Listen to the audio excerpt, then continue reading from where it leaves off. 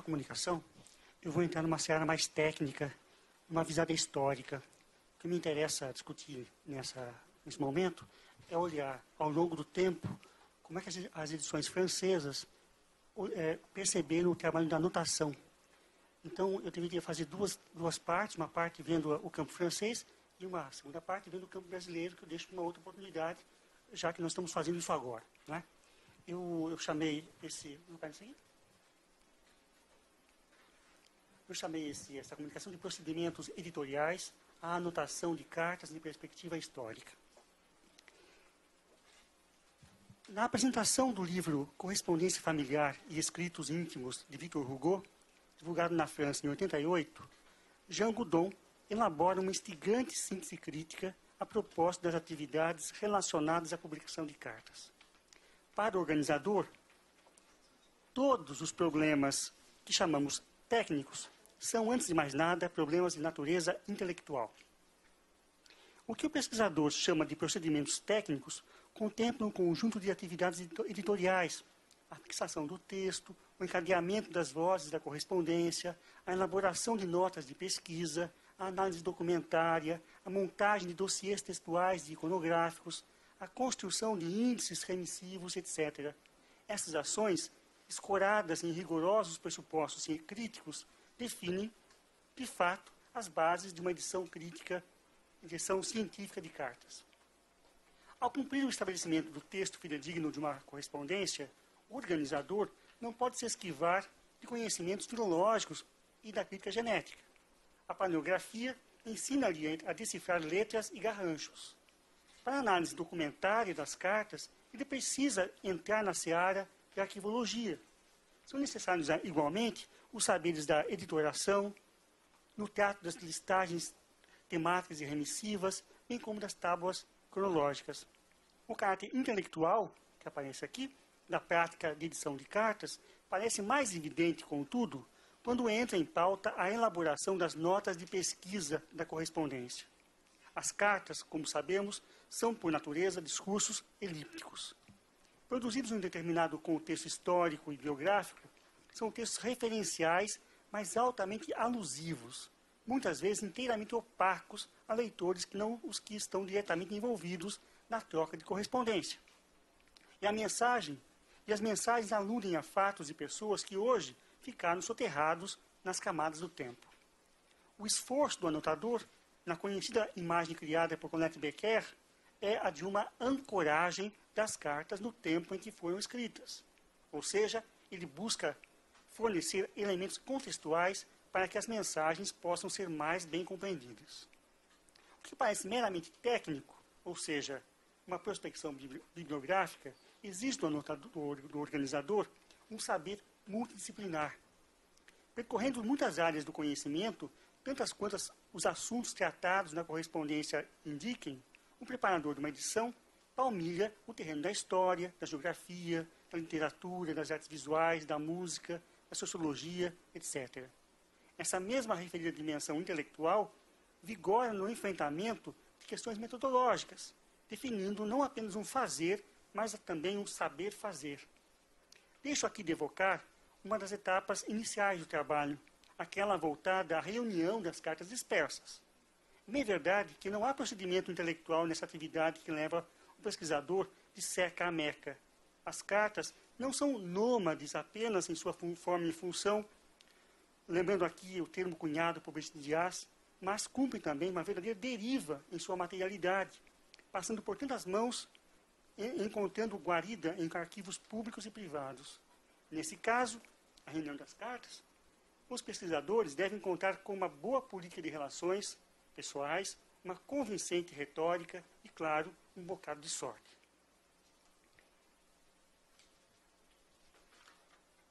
Na terceira edição do nosso colóquio em Paris, debrucei-me sobre o conceito de legibilidade, palavra recorrente nos textos dos organizadores da edição de cartas. Para além do compromisso que tem todo o editor com a fidedignidade do texto que transcreve, o princípio da legibilidade, como procurei explorar na ocasião, orienta as decisões de muitos organizadores do século XX. Estes decidem, por exemplo, se devem ou não atualizar a ortografia das cartas, corrigir pontuação, vistas como desviantes. Atualmente, abrir parágrafos em textos muito cerrados, tendo em vista os leitores que pretendiam atingir ou mesmo as exigências econômicas das editoras. Nessa mesma seara, a potencialização da legibilidade de uma correspondência pretendo hoje explorar, em uma perspectiva histórica, o debate sobre os limites e as potencialidades do trabalho da anotação de cartas. Em uma visão sumária, as notas de pesquisa existem para que os leitores possam apreender a dimensão complexa de uma troca de cartas em seu contexto de produção. Lembro-lhes que já temos em português a tradução feita por Lígia Ferreira da iluminadora reflexão de Colette Becker sobre o tema, o relato da experiência da anotação da correspondência de Zola no discurso de escolta, anotação e seus problemas. Nesta ocasião, hoje, detenho-me no conjunto de textos de apresentações assinadas por preparadores de 37 grandes projetos de edição na França, entre 1921, pelo menos de 12 e 2015.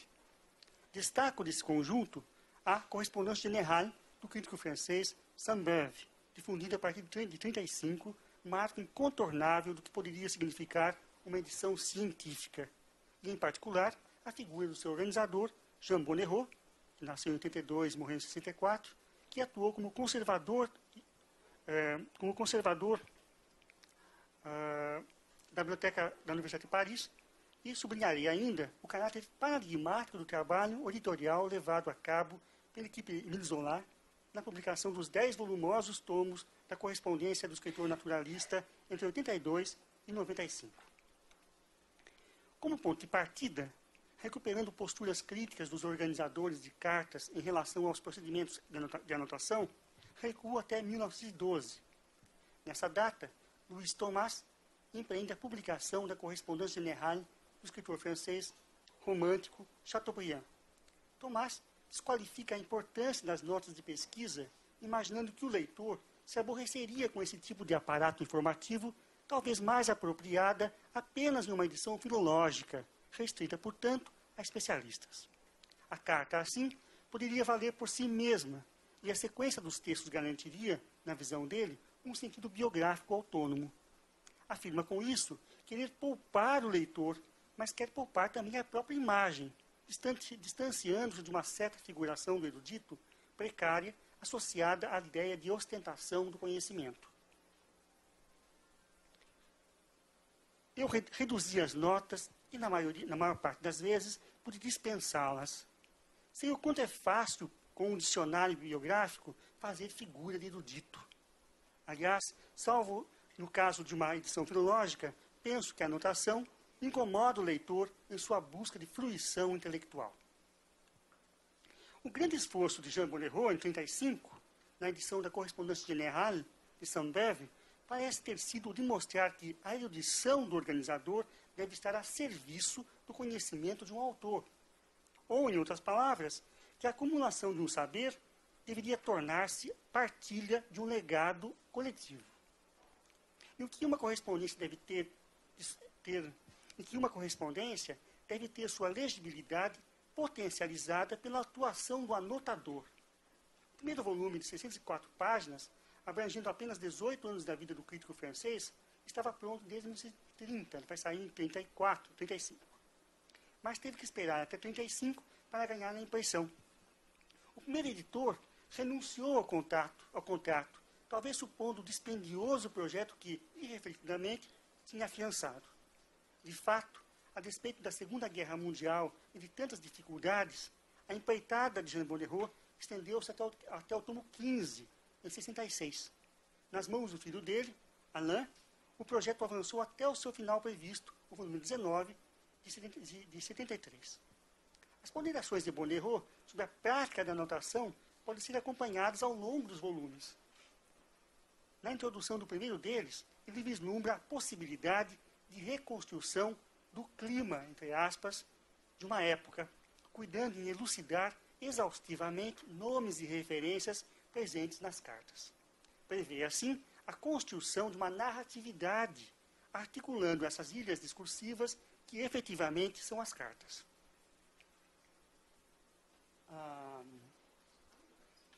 Embora marcadas É o que fala o Jean Bonnereau no início do volume.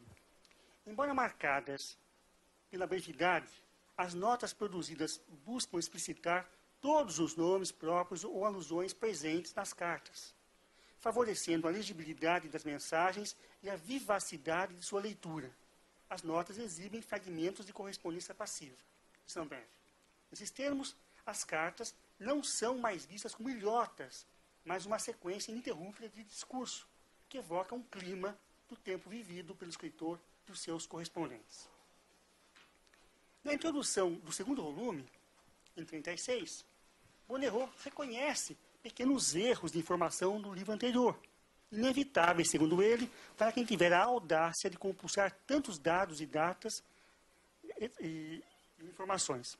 Aceita críticas e contribuições dos leitores, colocando em primeiro plano a honestidade do pesquisador erudito que aceita suas limitações. A errata passaria, assim, a compor o tecido das edições seguintes. No terceiro volume, de 38, o organizador pondera sobre o aumento das notas no espaço da página.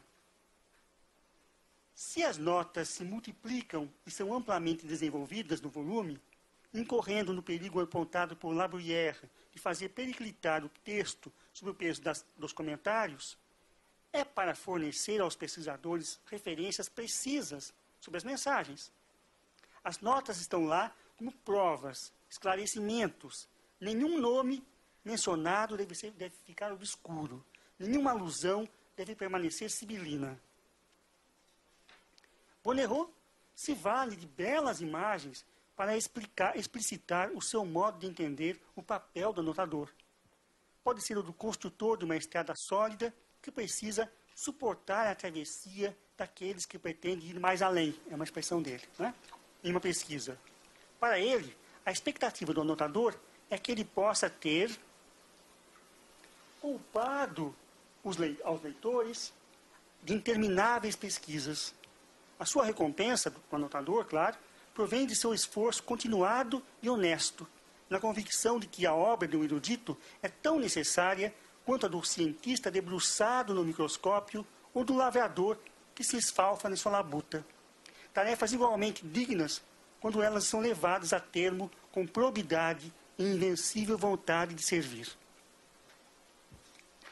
Os tomos seguintes reafirmam a centralidade do trabalho de anotação, ao mesmo tempo em que o organizador, no tomo 5, de 47, se dá conta de que elas iam se espraiando, aspas, a ponto de que os comentários ultrapassavam em muitas páginas o próprio texto das cartas.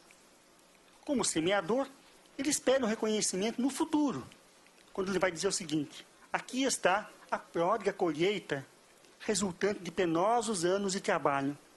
Se destes feixes de notas amealhadas, eruditos e pesquisadores venham a colher dados, o esforço dessas longas vigílias de estudo não terá sido inútil, e o trabalho de anotação, sem fazer alaridos, será recompensado. As comparações seguem com força de convencimento.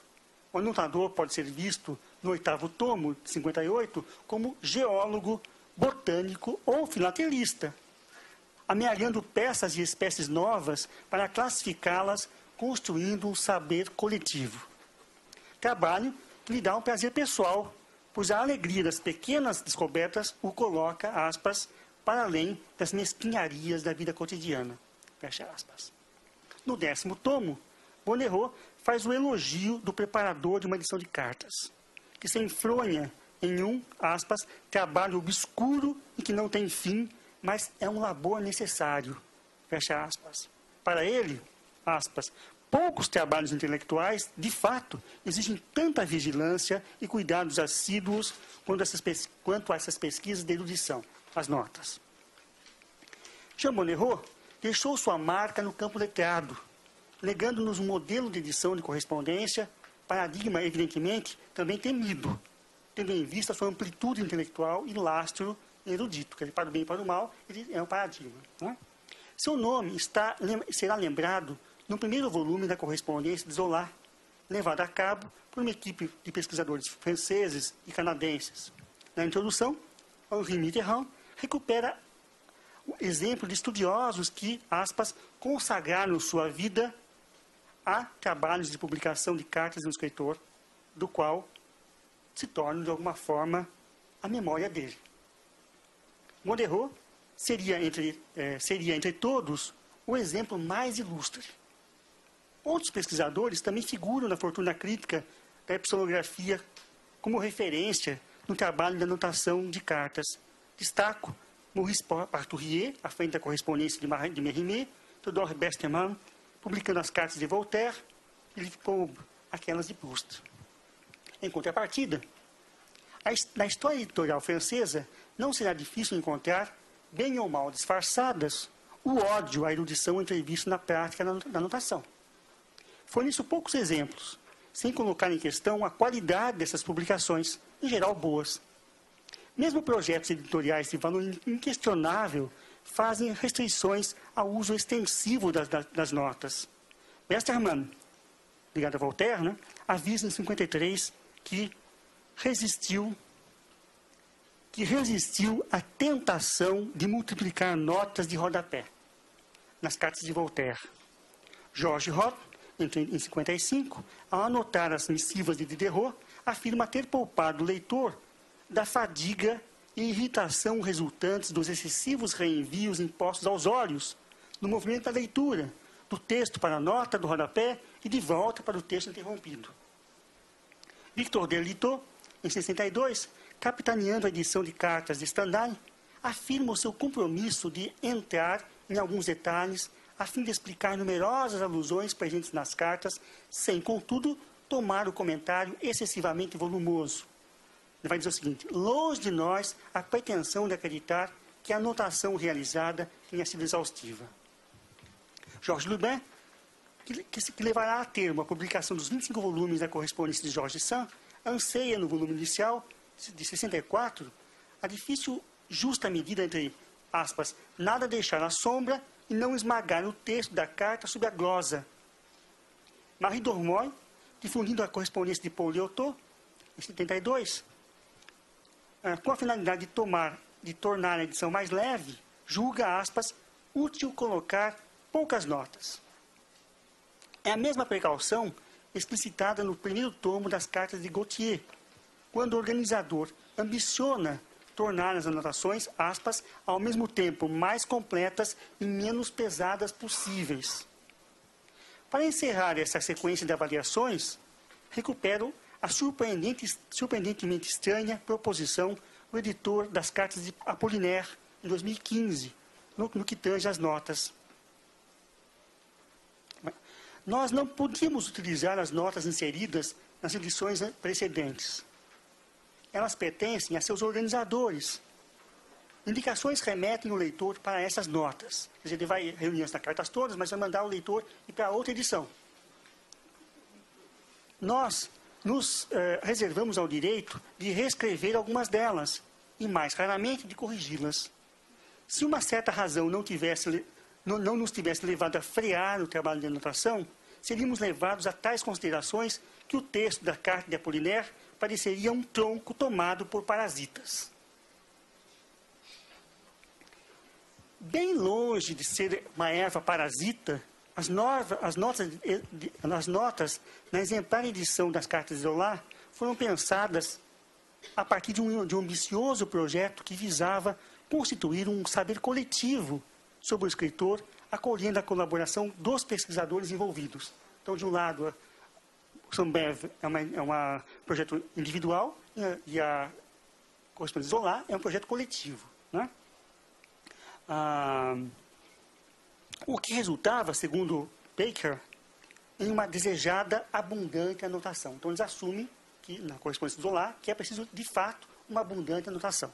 E aí eu vou citar um trecho mais longo do Becker.